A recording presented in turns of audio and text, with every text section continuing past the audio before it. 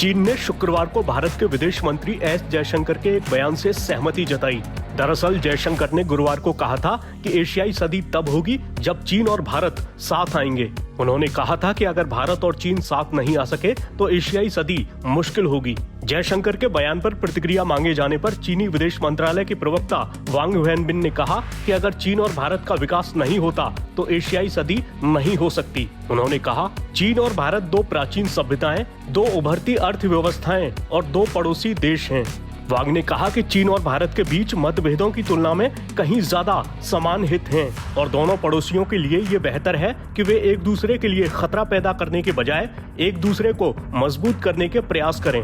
ये पूछे जाने पर कि क्या चीन पूर्वी लद्दाख में टकराव वाले बिंदुओं पर भारत के साथ बातचीत करेगा, वांग ने कहा, मैं इस बात पर जोर देना चाहता हूँ कि चीन और भारत सीमा मुद्दों पर बातचीत जारी रखें। बातचीत प्रभावी ढंग से जारी है।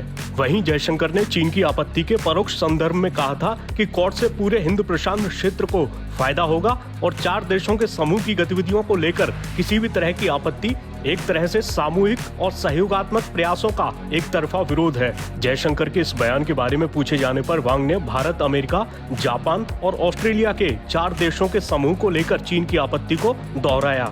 वांग ने कहा, क्वाड पर चीन की स्थिति स्पष्ट है। मैं इस बात पर जोर देना चाहूंगा कि शांति, सहयोग और खुलेपन की दुनिया में अगर कोई छोटे समूह बनाने की कोशिश करता है तो उसका कोई समर्थन नहीं किया जाएगा। उधर गुरुवार को जयशंकर ने यह भी कहा था कि चीन ने सीमा पर जो किया है उसके बाद भारत और उसके संबंध काफी मुश्किल दौर से गुजर रहे हैं। उन्होंने कहा था कि हाथ मिलाना भारत और चीन के खुद के हित में है।